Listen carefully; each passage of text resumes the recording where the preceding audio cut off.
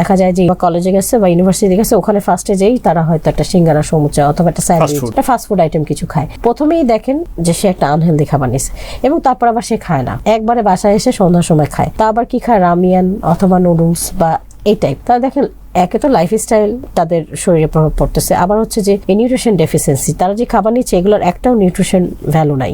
Psychological একটা effect দেখা দেয়, সে প্রচুর ডিপ্রেশনে ভোগে, কারণ তার ভিটামিন ডি ডেফিসিয়েন্সি এবং হচ্ছে তার কোনো ফিজিক্যাল অ্যাক্টিভিটিস নাই, ডে লাইটে যায় না, তার অন্ধকারে থাকতে ভালোবাসে। এই যে আমাদের জেনারেশন, আমাদের শিশু এবং কিশোর যারা রয়েছেন, তাদের বর্তমান খাদ্যাভ্যাস কি, আপনাদের অবজারভেশন কি বলে, এবং এটি আসলে স্বাস্থ্যকর কিনা? যেদিকে নিয়ে আমরা যে প্রবলেমগুলো ফেস করি সেটা হচ্ছে লাইফস্টাইল। ওরা সবাই মোটামুটি অনেক রাত করে ঘুমায়, একটা, দুইটা, তিনটা, চারটাও আছে, এমনও আছে 5টা। যারা আবার অনলাইন ফ্রিল্যান্সিং করে তাদের লাইফস্টাইলটা আরও খারাপ।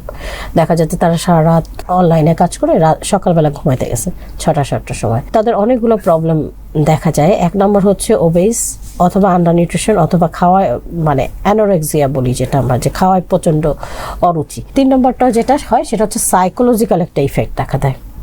সে প্রচুর ডিপ্রেশনে ভোগে, কারণ তার ভিটামিন ডি ডেফিসিয়েন্সি এবং হচ্ছে তার কোনো ফিজিক্যাল অ্যাক্টিভিটিস নাই, ডে লাইটে যায় না, তার অন্ধকারে থাকতে ভালোবাসে। খাবার প্রেফারেন্স তাদের কেমন?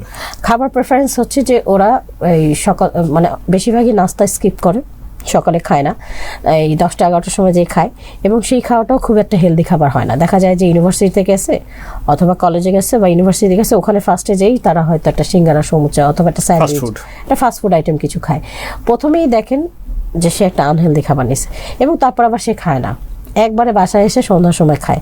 তা আবার কি খায়, রামিয়ান অথবা নুডলস বা এই টাইপ। তারা দেখেন একে তো লাইফস্টাইল তাদের শরীরে প্রভাব পড়তেছে, আবার হচ্ছে যে নিউট্রিশন ডেফিসিয়েন্সি, তারা যে খাবার নিচ্ছে এগুলোর একটাও নিউট্রিশন ভ্যালু নাই। তো আমরা এগুলোকে মানে অনেক বেশি কাউন্সেলিং করতে হয়। কুল দেখানোর একটা প্রবণতা আছে খাবারে, লাইফস্টাইলে কুল দেখানোর একটা টেন্ডেন্সি আছে। হ্যাঁ, কুল দেখানো আছে। যেটা আমি সবচেয়ে বেশি প্রবলেম ফেস করি সেটা আমি বলি, সেটা হচ্ছে যে ওরা খুব বেশি কফি খাইতে পছন্দ করে। ঠিক আছে, যে বিভিন্ন ধরনের ড্রিঙ্কস, হ্যাঁ ড্রিঙ্কস তো আছে, কিন্তু অনেক ছোট বাচ্চারাও বলে যে আমরা কফি খাই, মানে ওর মারা কফি কিনে দেয় এবং বলে যে কফি খাওয়া যাবে না। মানে আমি এটাতে একটু আশ্চর্য হই, কারণ হচ্ছে স্কুল কলেজের বাচ্চারা কফি খায়। বাচ্চাদের কফি খাওয়াটা আসলে কি সেফ কিনা? না, আমরা তো মানে মিল্ক দা কফি বলিই না, ঠিক আছে, ওইটা সুগার দেওয়া মিল্ক দেওয়া কফি বলি না। আরো বলি না, আরো অনেকগুলো কারণ আছে। সেটা হচ্ছে বাংলাদেশে আসলে অ্যাকচুয়াল খুব ভালো ব্র্যান্ডের ভালো কফি কম আসে। জেনজি নিয়ে তাদের লাইফস্টাইল এবং খাদ্যাভ্যাস নিয়ে কথা হচ্ছিল, এই জায়গাটা আপনার অবজারভেশন বলবেন। হ্যাঁ, আমি আপনার সাথে একমত। তাদের লাইফস্টাইলের খুব গুরুত্বপূর্ণ সমস্যা আছে, মানে তারা রাত জেগে থাকছে, যেগুলো আসলে ফিজিওলজির এগেনস্টে, হিউম্যান ফিজিওলজির বিপরীতে গিয়ে তার ফলে কিন্তু তার শরীরে ওটার প্রভাব পড়ছে। হয় আন্ডার নিউট্রিশনে চলে যাচ্ছে খাওয়ার অভাবে, প্রপার খাওয়ার অভাবে, অথবা বেশি খাওয়ার কারণে দেখা যাচ্ছে যে ওভার নিউট্রিশন হয়ে যাচ্ছে। বেশি খাবার বলতে হচ্ছে যেগুলো সুগারি ফুড, সেগুলো খাওয়ার কারণে এবং ফাস্ট ফুড খাওয়ার কারণে সেই সমস্যাটা হচ্ছে। তো আমার কাছে জনস্বাস্থ্যের পার্সপেক্টিভ থেকে মনে হচ্ছে যে জেনজি বলি অথবা হচ্ছে ওভারঅল জনসাধারণের জন্যই বলি, আমাদের যেটা করা দরকার, হেলথ এডুকেশনের অ্যাক্টিভিটিগুলো বাড়ানো দরকার, এবং সেটা হচ্ছে পাবলিকলি এবং সরকারিভাবে যদি করা যায় অনেক ভালো, এবং এটার জন্য আসলে মানে বাজেট বরাদ্দও থাকানো প্রয়োজন বলে আমি মনে করি। বিকজ এই যে আমরা দেখতে পাচ্ছি যে বিহেভিয়ার চেঞ্জ করাটা, এটা খুব গুরুত্বপূর্ণ, এবং বিহেভিয়ার চেঞ্জ কিন্তু একা একা করা খুব ডিফিকাল্ট, এটা আসলে একটা কালেকটিভ এফোর্ট। এবং এই যে আপনি প্যারেন্টিংয়ের কথা বলেন, প্যারেন্টিংয়ের মধ্যে এটা অন্তর্ভুক্ত হতে হবে। এখন প্যারেন্টসদেরকে তাহলে শেখানোর বিষয় আছে, এবং এটা কিন্তু যদি আমরা সামগ্রিকভাবে না করতে পারি, মিডিয়াগুলো সহযোগিতা নিয়ে না করতে পারি, তাহলে কিন্তু সবার কাছে পৌঁছাবে না, এবং এটা ডিফিকাল্ট হয়ে যাবে যে আমরা নিউট্রিশনের এই যে প্রবলেমগুলো ফেস করছি সেটা থেকে বের হয়ে আসা, সেটা কিন্তু খুবই ডিফিকাল্ট হয়ে যাবে। আমাদের মধ্যে একেবারে শিশু যারা বা গর্ভবতী মা কিংবা যারা একেবারে অ্যাডাল্ট হয়ে গেছেন, তাদের খাবারের সাথে জেনজির খাবারের বেশ কিছু মৌলিক পার্থক্য থাকতে পারে। তাহলে আমাদের এই যে জেনজির দর্শক যারা আছেন তাদের জন্য আপনি কি বলবেন যে তাদের খাবার সিলেকশনটা কেমন হওয়া উচিত, আইডিয়াল ফুড সিলেকশন?